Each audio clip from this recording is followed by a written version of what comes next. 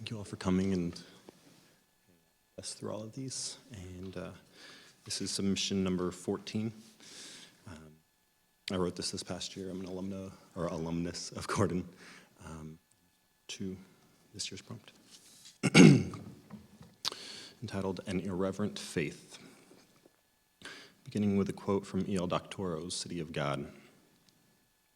You subject the tradition to your irreverence to get back to where it truly began. Only that, back down to the ground level of simple, unmediated awe.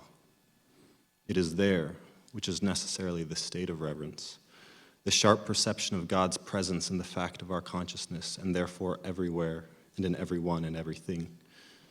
It is that constancy of awe we hope for, a pre-scriptural state as alive to us as the contemporary moment, and which, of course, comes with absolutely no guarantees. That is where we begin. For so long, my faith was delicately held together with bubblegum and Scotch tape.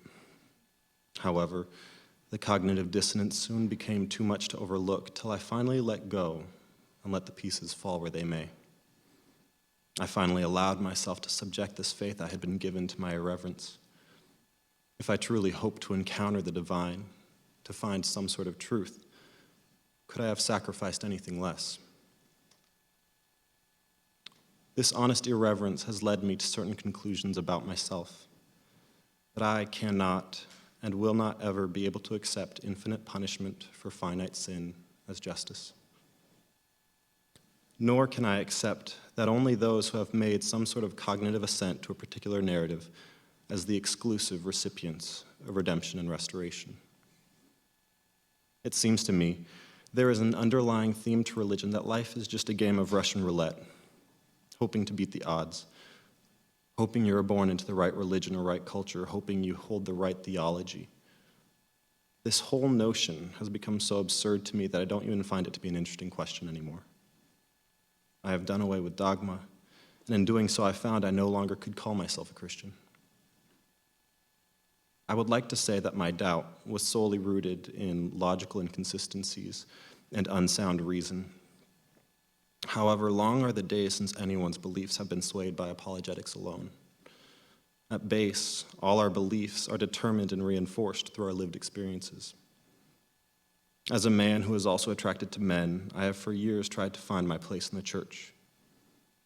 I recently came to the realization that I had been running around trying to convince everyone else to draw me within their lines of in and out, of those who are right with the Lord and those who are not, and yet somehow my privilege to the same task had been forfeit because of my sexual orientation.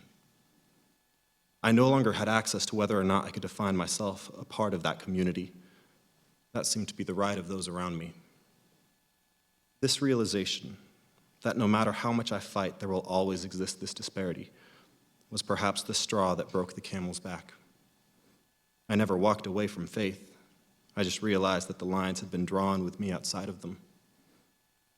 After having found myself outside the confines of the church, it's as if I have experienced the freedom they had always offered, yet had always seemed so elusive. As if I've learned how to breathe for the first time. And though I find many of the particulars within Scripture disturbing, I still find the grand arc of the biblical narrative beautiful. I'm moved by the story that tells of the divine joining her creation in order to save it, but I cannot affirm belief in it, only an undirected hope. The same sort of hope I feel in those first days every spring. Belief somehow seems to be arbitrary. The awe and wonder of this feeling humbles me and keeps me from ever relinquishing hope in the divine. And I don't see this wonder exclusive to a particular religion. One of my best friends happened to be raised by a Muslim father and a Jewish mother. Growing up in Pakistan, his parents had him attend a Christian missionary school. So from an early age, he was ingratiated in all three of the world's main religions. He explains himself as a spiritual mutt.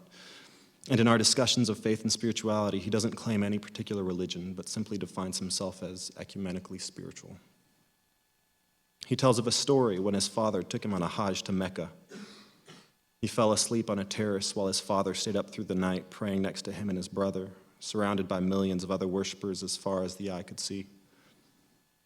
Though not a self-defined Muslim, he recalls a moment to be the most spiritual experience of his life, when he awoke on that terrace to the call of prayer, singing to the millions of white-robed worshipers, the sun slowly rising over that holy city, his father whispering hushed prayers to heaven. These are the experiences that make us truly human, that humble us in the face of the divine. One evening, not too long ago, I shared about my loss of faith with another good friend of mine on a long car ride back from the city. He had been with me through a lot, through the initial stages of coming out, through the fear, doubt, and self-loathing, with a confident compassion through it all. But he wept for me in the car that night. He pled with me, saying we could be church for each other. Right here, you and I, this can be our church. I hold these fragments in my hands and subject them to my irreverence, and yet I continue to hope for a flicker of the divine in and through it all. Thank you, friend, brother, for always being church for me.